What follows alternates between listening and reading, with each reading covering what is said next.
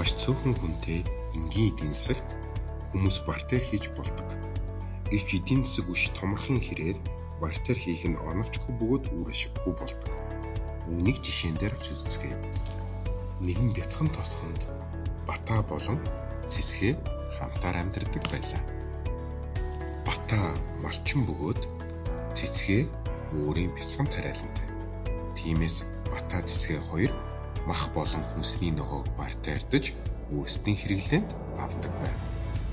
Тун удалгүй тэдний тосгон өргөжин тэлж илүү олон оршин суугчтай болов.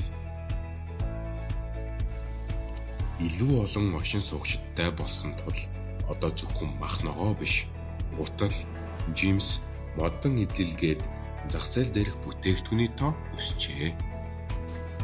Харин одоо Бата жимс авахыг хүссэн боловч жимс зарж буй болроо модон эдлэл авахыг хүсч харин мужаан төмрөө ногоо авах хүсэлтэй бөгөөд Цэцгээ болдоо шинэ гутал авах сонирхолтой.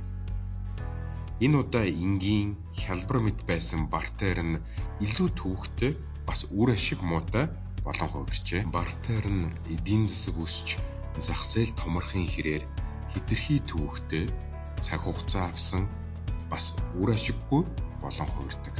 Тиймээс хүн болгоны хүлээн зөвшөөрөх энгийн хялбар солилцооны хэрэгсэл зайлшгүй хэрэгтэй юм. Тухайн солилцооны хэрэгсэл нь бат бөх буюу амархан муудахгүй нэг төрлийн буюу шин чанарын хувьд хоорондоо үл ялгагдах, зөөврийн буюу авч явахад хялбар, хуваагддаг буюу задлж хариулж болдог.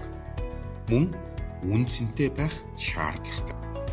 Түүхийн явцад давс, далайн хясаа, алт гэдэл маш олон төрлийн солилцооны хэрэгсэл байсан боловч эцэст нь мөнгөн тэмдэгтийг бид өдөр тутамдаа хэрэглэн авч үлджээ. Дараагийн видео цувралуудаар өдөр тутмын эдийн засаг, санхүүгийн мэдлэгт тань тус болох илүү олон сонирхолтой сэдвийг хүргэх болно.